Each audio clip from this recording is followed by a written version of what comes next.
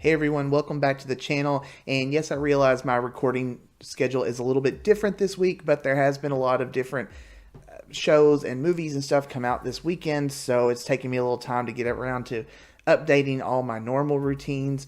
But anyways, just to kind of get right into Doom Patrol, this is the fourth episode on DC Universe's streaming service original series. And again, it's just a weird oddball type of show. It's really not showing any signs of changing that. This one is going to be the first of a two-parter, judging from how the episode plays out. And just to kind of get into it, first, you start with like this creepy little montage of this seemingly normal family, and they're basically raising this boy as kind of a sacrifice. Of course, we don't know this at the time. You know, it shows him aging up. And they also mentioned the light, and I wondered if that had anything to do with the light group that is on Young Justice that's made a pretty big impact on that show. But I don't really know. I'd have to do some research on it. And after that, you kind of go to, the main part of the story, which is there's a character who's played by Mark Sheppard, who you may know from Supernatural. He's been on Doctor Who. He's been on a lot of things, and you'd probably recognize him if you saw him.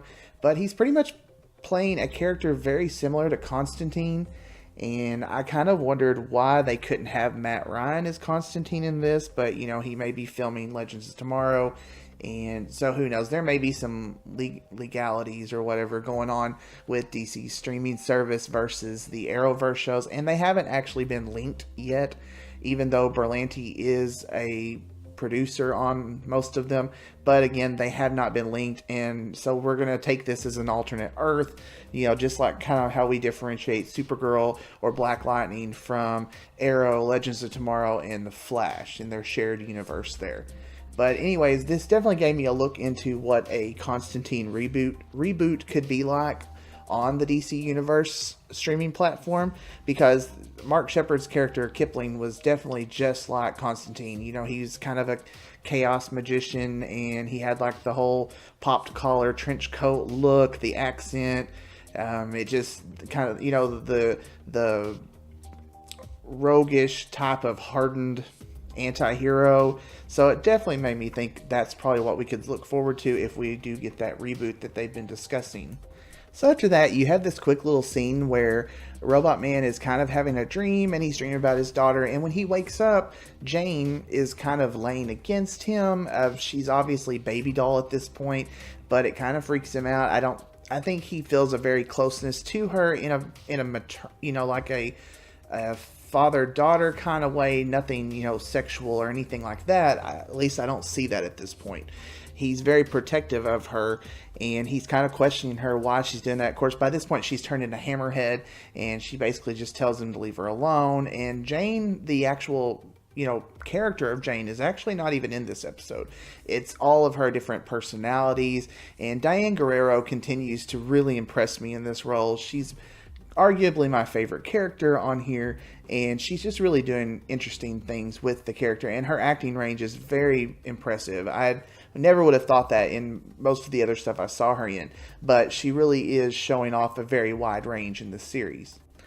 After this, you have Kipling showing up, and he basically kind of tells the group about the whole cult issue and how he's trying to save this boy, and then he kind of uses his power and rips kind of a hole in the fabric of space, basically, and they go through, they retrieve the boy, and they're going to try to, keep him there at the mansion to kind of protect him. Oh, and just to put things in perspective, he actually got all of this from kind of a singing horse. There's a whole little weird scene with him kind of bringing on this spirit or apparition or something, and it takes the form of a blue horse that is singing. It's very, very strange.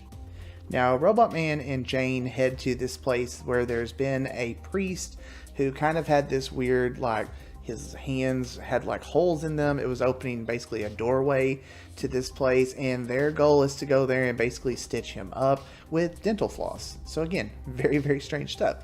But you've kind of got Robot Man arguing somewhat with Jane, who, like I said before, is Hammerhead at this point, and trying to figure out more about her.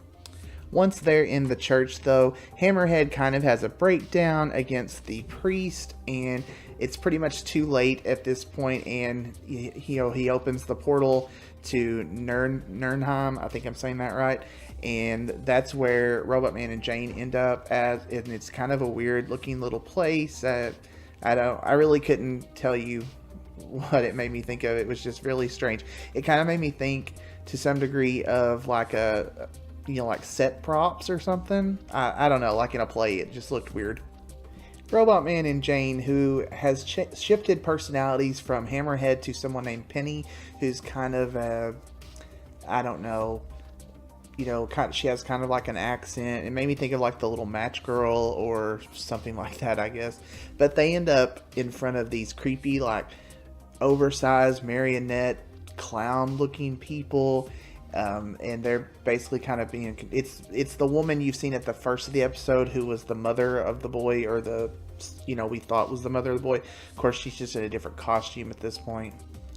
Back at the mansion, the followers of this cult are trying to get to the boy, and there's kind of a standoff there, and they're trying to fight them off, but it's not really working too well. The remaining members of the Doom Patrol are not enough against this army of the cult followers, and they end up taking the boy. His name's Elliot. They end up taking him, and then at the end of it, he ends up becoming sacrificed to bring about this decreator, which is what they're calling it. And it kind of opens up like this eye in the sky looking, and that's pretty much where you end the episode. This, it's definitely a two-parter, so we don't really know what's going to happen. And like I said, Jane and Robot Man are still stuck in the other place, so the group is divided at this point, and who knows what's going to happen. So overall, the episode, I don't know. It wasn't as good as last week's. I didn't enjoy it as much. It did have its moments, but I don't know. I'm kind of hoping this show isn't kind of one of these one episode good, one episode so. It hasn't really been consistent. I don't think, and I don't know. I mean, I'm going to keep watching it, but it's really going to have to build a lot. I felt like Titans was a little bit more consistent in their episodes, the quality of them, whereas Doom Patrol, which is arguably getting much more positive feedback from the fan base, to me, it's very up and down, and I almost kind of feel like I'm the only person who sees this. Anywhere I've read online or stuff, people are just loving the series, and I mean, I don't hate it, but I don't, I've seen better, and I don't know. It's got a ways to go before it would be one that I would just really want to rewatch and stuff like that. Pretty much once I watch one episode, I'm kind of done with it. I don't feel the need to go back and rewatch like some of the other ones. So I don't know. We'll see where it goes next week. It did have a pretty good cliffhanger, so we'll see. I'll see you back here for the next one next week. Stay tuned to the channel. There's a lot of other reviews coming up this week. It looks like it's going to be kind of jam-packed, and hopefully I will find the time to bring that all there to you. So anyways, thanks for sticking around, guys. Have a good day.